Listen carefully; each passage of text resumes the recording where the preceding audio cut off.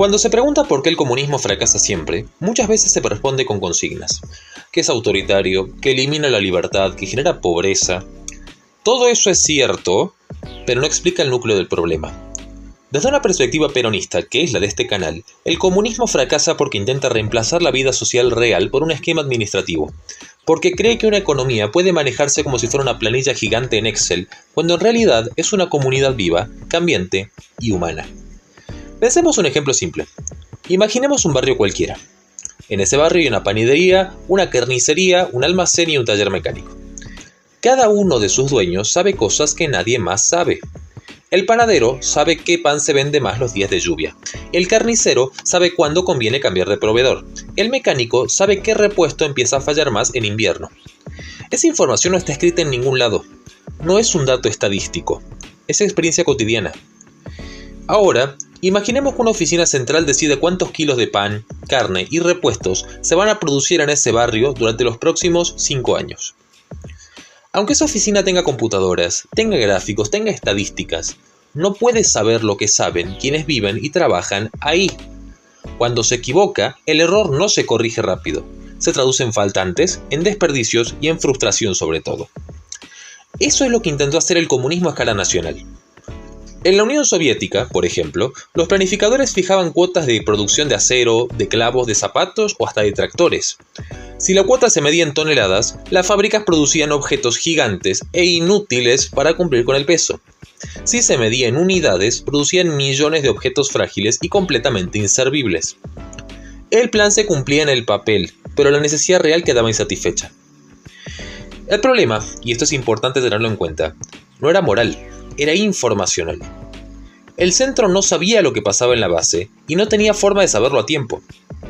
Desde el peronismo, esto se entiende de otro modo. La economía no es solo un sistema de producción, es una red de relaciones sociales. Cuando Perón hablaba de la comunidad organizada, hablaba justamente de esto. De sindicatos, cooperativas, empresas nacionales, asociaciones profesionales, organizaciones territoriales.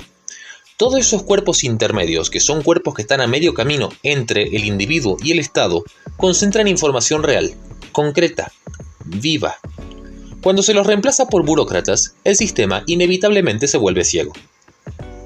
Antes de seguir, te hago una pausa mínima. Si este tipo de análisis te resulta útil, te pido que te suscribas al canal, dejes tu me gusta y comentes qué tema te gustaría que trabajemos en los próximos videos. Eso ayuda muchísimo a que este contenido llegue a más gente. Gracias. Volvamos. Algunos dicen que hoy ese problema estaría resuelto gracias a la inteligencia artificial. Que ahora sí sería posible planificar una economía comunista porque los algoritmos pueden procesar más datos de los que jamás procesó un ser humano. Pero esto confunde cantidad de datos con calidad de conocimiento. Volvamos al ejemplo del barrio. Una inteligencia artificial podría saber cuántos kilos de pan se vendieron el mes pasado, a qué precio y en qué horarios. Pero no puede saber que el panadero está pensando en cambiar la receta porque la harina bajó de calidad. O que muchos vecinos empezaron a comprar menos porque tienen miedo de perder el trabajo. Esa información todavía no existe como dato. Existe como expectativa, intuición y experiencia. La economía real se mueve por decisiones anticipadas, no solamente por registros pasados. Y eso no se puede automatizar desde arriba.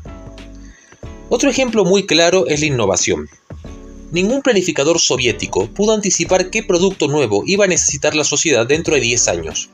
Nadie pudo prever el surgimiento de la computadora personal, del teléfono móvil o de Internet.